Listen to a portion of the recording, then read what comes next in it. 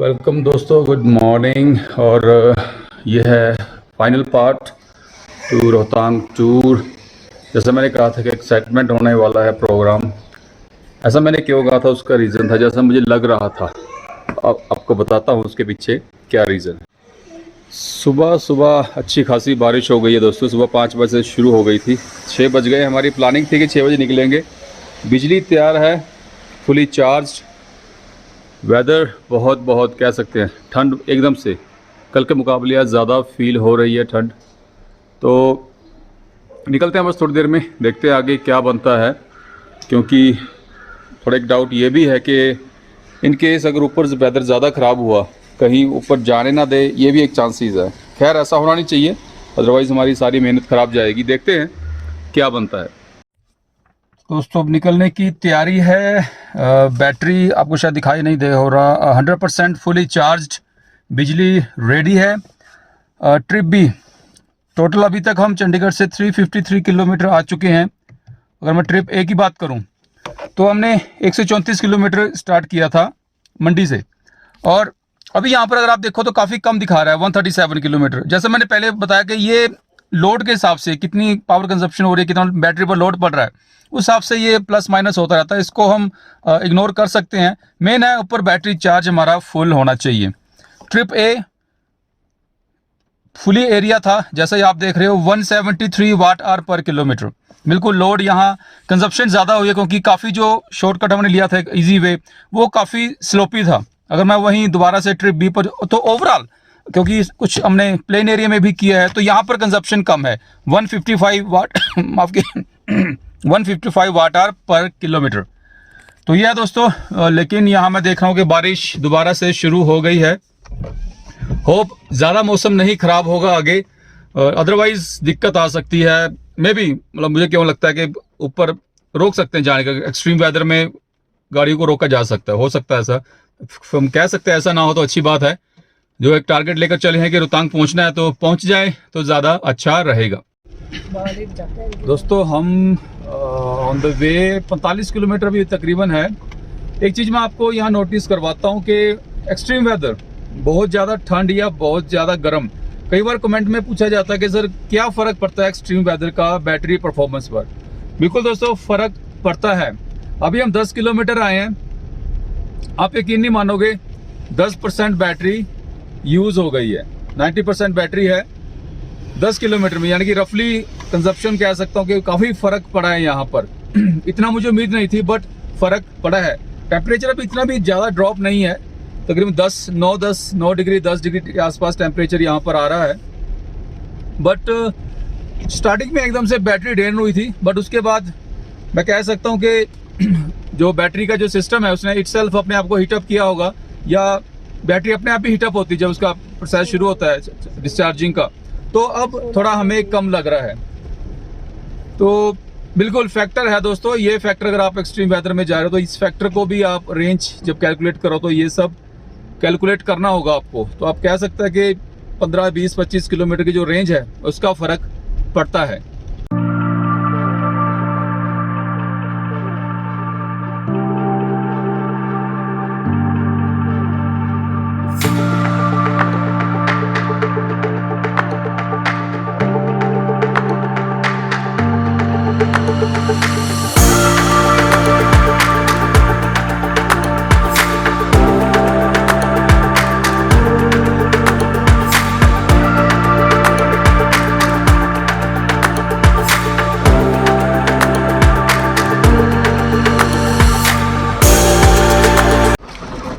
दोस्तों पहुंच गए हैं अटल टनल रोहतांग।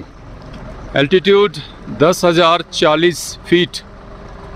बिल्कुल तभी इतना एक्सट्रीम वेदर है। और टनल के ऊपर देखिए दोस्तों, इसे कहते हैं नज़ारे अल्टीमेट।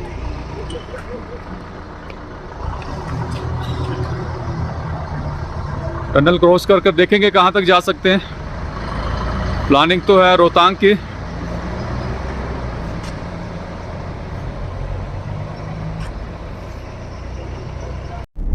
दोस्तों हम हैं अटल टनल में। यहाँ पर अगर हम टेम्परेचर देखें, तकरीबन 18 डिग्री टेम्परेचर है। जबकि बाहर 8 से 9 डिग्री टेम्परेचर था। ये मैं आपको इसलिए दिखा रहा हूँ कि तब मेरी बैटरी ड्रॉप काफ़ी ज़्यादा हुआ था, जबकि ये टनल में आने के बाद जब टेम्परेचर थोड़ा कंट्रोल हुआ तो यहाँ पर मैं देख रहा हूँ कि ज़्यादा फर्क नहीं पड़ा है। सिर्फ काफ़ी देर से 7-8 किलोमीटर हो गए हैं, सिर्फ 1% बैटरी ड्रॉप हुई है। तो बिल्कुल फ़र्क पड़ता है एक्सट्रीम वेदर का बैटरी परफॉर्मेंस पर। तो ये फैक्टर हमेशा आप माइंड में रख कर ही, अगर हिली एरिया में आते हैं और ऊपर से एक्स्ट्रा एक्सट्रीम वेदर है, तो इस चीज़ का फ़र्क जो फैक्टर है, जो रेंज डिक्रीज हुई है, ये आपको माइंड में इस पॉइंट को लेकर चलना होगा। यहाँ से तकरीबन 15 किलोमीटर रह गया रोहतांग पास, और साथ साथ मैं आपको जो सीनरीज हैं वो दिखाई जा रहा हूँ। बिल्कुल बर्फ काफ़ी है इधर ऊपर पहाड़ों में।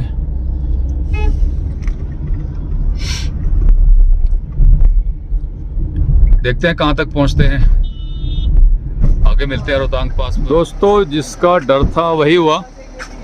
अब यहाँ से आगे प्राइवेट गाड़ियों को नहीं जाने दे रहे, और रोहतांग पास यहाँ से सिर्फ 21 किलोमीटर रह गया है। काफ़ी रिक्वेस्ट की, समझाया कि किस पर्पज़ से जा रहे हैं, बट वो कहते हैं सॉरी, अगर आप एसडीएम से कोई परमिशन मिलती है तो हम अलाउ करेंगे। अब हमारे पास इतना टाइम नहीं है कि एसडीएम वापस कुल्लू जाएं या मनाली जाएं, एसडीएम को ढूंढें, मुश्किल है। तो गड़बड़ हो गई, फिर भी काफ़ी आगे तक आए हम, कोशिश पूरी थी, और इतनी खुशी है कि जो हम सोच रहे थे वैसा कर पाए। इतनी हाइट पे आए, ओवरऑल गाड़ी की बैटरी पैक की परफॉर्मेंस का पता लगा, और ये भी पता लगा कि एक्सट्रीम वेदर में काफ़ी ज़्यादा ड्रॉप हो रही है। तो ये एक बड़ा एक्सपीरियंस रहा है मेरे लिए। फ़र्स्ट टाइम मैं इतनी हाई एल्टीट्यूड पर आया हूँ। ये है तकरीबन 10,300 फीट का एल्टीट्यूड आ गया है यहाँ पर। तकरीबन 8 डिग्री 9 डिग्री यहाँ पर टेम्परेचर है। Weather awesome. और इसके बाद मैं मूड ऑफ है, सीधी सी बात है दोस्तों, मूड ऑफ हो गया मेरा। काफ़ी कुछ सोच कर आए थे बट नहीं हो पाया। खैर, ये नया एरिया था, फर्स्ट टाइम हम इस तरफ आए, इतनी ज़्यादा बर्फ़ पहाड़ों पर फर्स्ट टाइम देखी है, नया एक्सपीरियंस था। कभी करेंगे दोबारा कोशिश।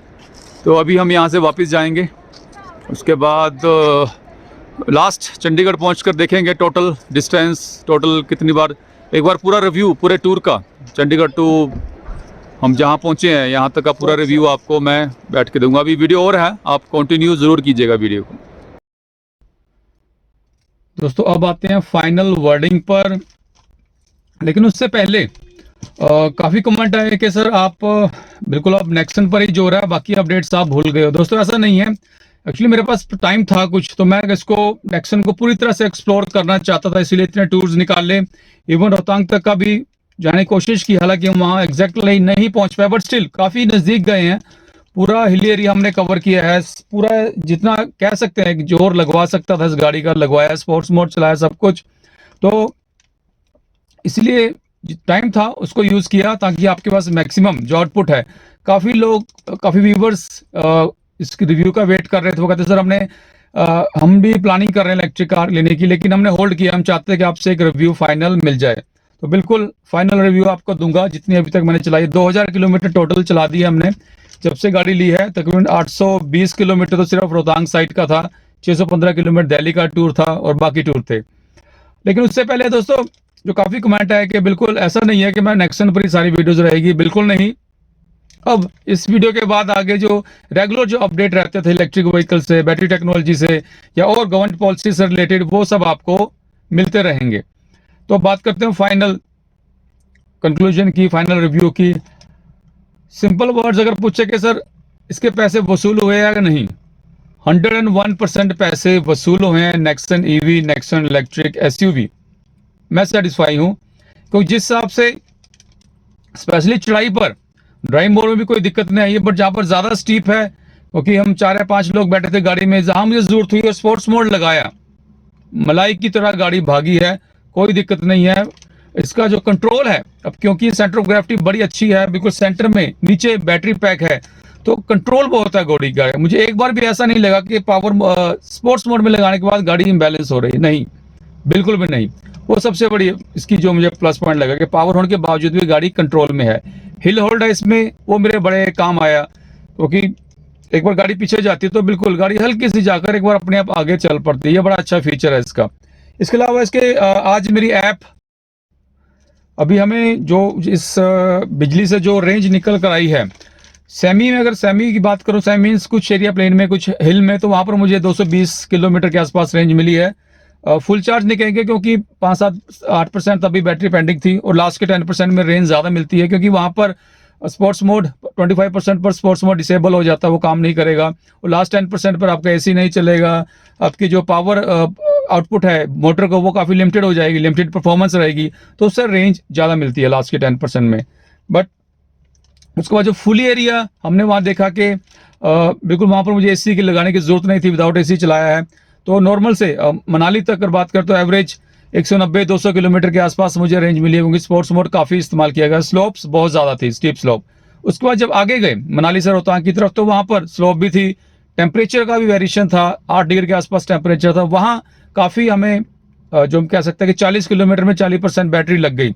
लेकिन जब वहाँ से आते हुए 60% बैटरी मेरे पास बैलेंस थी, तो वापस जब 40 किलोमीटर आया होटल तक, तो आप दोस्तों यकीन नहीं मानोगे कि कंजप्शन तो दूर की बात है, उल्टी 5% बैटरी चार्ज थी। यानी मेरे पास 65% बैटरी थी 80 किलोमीटर सफ़र करने के बावजूद भी, हिली एरिया में भी। बिल्कुल परफॉर्मेंस डाउन होती है, ज़्यादा एक्सट्रीम वेदर में बहुत ज़्यादा बैटरी पैक गर्म हो जाएगा या बहुत ज़्यादा ठंड होगी, वहाँ फ़र्क पड़ता है। आप उस फैक्टर को लेके चलिए, 20-25 किलोमीटर की रेंज का फ़र्क पड़ सकता है। बट ओवरऑल हिली एरिया में फ़ायदा ये रहा था कि वापस आते हुए रीजन इतना बढ़िया लगा। रीजनरेटिव ब्रेकिंग बहुत काम किया दोस्तों इसको, जो ओवरऑल अपहिल में जो बैटरी लॉस होता है वो सारा कवर हो जाता है डाउन हिल आते हुए। रीजनरेटिव बहुत इंपॉर्टेंट, मैं इसको फीचर मानता हूँ, ज़बरदस्त फीचर मानता हूँ। टाटा की इस गाड़ी में बहुत अच्छे से इस फीचर ने काम किया है। तो अभी लोकल का मैंने आज ट्रिप मीटर ज़ीरो किया है। फुल चार्ज के बाद मैं बताता हूँ लोकल मुझे कितनी रेंज मिली है, उसको भी आपको मैं क्लियर कर दूंगा। तो ओवरऑल कह सकता हूँ मेरी तरफ से थम्स अप है। अगर आप प्लानिंग कर रहे थे टाटा इस गाड़ी को लेने की, तो गो अहेड, आप ले सकते हो, कोई टेंशन नहीं है। लॉन्ग रूट निकाला सिंगल डे में 615 किलोमीटर दिल्ली का, कोई दिक्कत नहीं है। रास्ते में चार्जिंग इंफ्रा है, दिल्ली में तो भरा पड़ा है चार्जिंग इंफ्रा। उस दिक्कत अभी 2 स्टेटों में, पंजाब और हिमाचल, यहाँ कम है। जैसे मैंने प्लान किया था थोड़ा रिलेटिव का, थोड़ा होटल में, उस तरह की प्लानिंग करके आप जा सकते हो। मैं गया हूँ तो आप भी जा सकते हो, कोई दिक्कत नहीं है। और आने वाले 1 साल और 1-1.5 साल में तो चार्जिंग इंफ्रा दिखाई देगा हर जगह, इसकी मुझे कोई टेंशन नहीं। चार्जिंग इंफ्रा मैं इसको ज़्यादा कोई सीरियस इशू नहीं मानता हूँ, ये डेवलप हो रहा है और हो भी जाएगा आगे जाके, और डे बाय डे हमें और ज़्यादा चार्जिंग इंफ्रा दिखाई देगा। इसके बाद जैसे मैंने बताया कि mobile app connected 35 connected features है। आज मैंने उसको काफ़ी एक्सप्लोर किया, जो फीचर नहीं समझ आ रहे थे, जो ईवी के सुपरवाइजर थे उनसे काफ़ी बात हो, काफ़ी क्लियर किया। एक वीडियो मैं अलग से इनके फीचर्स पर भी बना दूंगा, ताकि आपको कंप्लीट नॉलेज इन फीचर्स की मिल जाए। अगर आपकी बजट से भी गाड़ी बाहर जा रही है तो थोड़ा वेट कीजिए, दिवाली के आसपास अल्ट्रोज भी आएगी। लेकिन आज मेरी बात हुई है अल्ट्रोज, काफ़ी मैंने कमेंट में सुना है और वीडियोज़ में अपडेट्स में कि 11 लाख से शुरू होगी। दोस्तों मुश्किल है। टिगोर इलेक्ट्रिक, जहां उसके पहले 2-3 वर्जन आते हैं, अब सिर्फ एक रह गया वर्जन, और उसका प्राइस तक 13 लाख है, 12 लाख समथिंग। तो मैं नहीं मानता कि अल्ट्रोज 11 लाख में मिलेगी, चांसेस कम है। तो आप फिर भी वेट करना चाहिए, अच्छी ऑप्शन है वो। अगर same battery pack same motor से मिलती है तो रेंज ज़्यादा मिलेगी। क्यों? एक तो गाड़ी हल्की है, दूसरा उसका एरोडायनेमिक्स काफ़ी अच्छा है। तो उस चीज़ का मैं मान सकता हूँ कि अगर मुझे यहाँ पर 250 की रेंज मिल रही है, तो वहाँ पर आपको 280, 270, 280 की रेंज मिलनी चाहिए बिना किसी डाउट के। जब गाड़ी लॉन्च होगी उसका रिव्यू करेंगे, टेस्ट ड्राइव करेंगे, सब कुछ वो आपको अपडेट मिलता रहेगा। लेकिन अगर नेक्सॉन की बात करूँ, मैं बिजली की बात करूँ, मैं सेटिस्फाई हूँ, मुझे नहीं लगता मेरा पैसा बर्बाद हुआ है। इस ट्रिप में ही मैंने तकरीबन 8 से 9 हज़ार का जो पेट्रोल था वो सेव किया है। तो कह सकता हूँ कि अभी और चलाऊंगा इस महीने, तो मेरी जो किस्त थी ईएमआई वो मेरी इसी टूर से पूरा हो गया है। तो ये है फ़ायदा दोस्तों। और दूसरा, काफ़ी कमेंट है कि सर 8 साल बाद क्या होगा। अरे दोस्तों, यहाँ कल का नहीं पता, आप 8-10 साल क्यों सोचते हो। तब तक बहुत ज़बरदस्त टेक्नोलॉजीज आ जाएंगी, made in India cell available होंगे हमें इसी बैटरी पैक में। अगर इसमें वाला 250 की रेंज मिल रही है तो मुझे उम्मीद है तब मैं ऐसा मुझे बैटरी सेल अवेलेबल होगा जो सस्ता भी होगा, और मुझे इसकी डेंसिटी ज़्यादा होगी और जिससे मुझे ज़्यादा रेंज मिलेगी। मुझे उस बात की टेंशन ही नहीं है। मैं तो खुद चाहता हूँ जल्दी से 5-7-10 साल बाद जब इसका चेंज करूँ, कुछ बेटर ऑप्शन मिले मुझे। तो फाइनल कंक्लूजन, अगर आप खरीदना चाहते हैं तो खरीदिए, कोई टेंशन नहीं है। तो ये आज यहाँ का वीडियो खत्म हुआ दोस्तों। इसके बाद रेगुलर अपडेट आपको मिलते रहेंगे। नेक्सॉन से जुड़े कुछ और व्यूज़ हैं, लाइक जैसे सर्विस का, फर्स्ट सर्विस का है, वहाँ वॉशिंग इंस्ट्रक्शन से रिलेटेड कुछ क्लैरिटी हुई है, वो आपको डिटेल मिलती रहेगी। कनेक्टेड फीचर्स या और कुछ नया मुझे पता लगता रहेगा वो आपके साथ मैं शेयर करता रहूँगा। बाकी रेगुलर अपडेट्स ईवी पर आपको आज के बाद मिलते रहेंगे।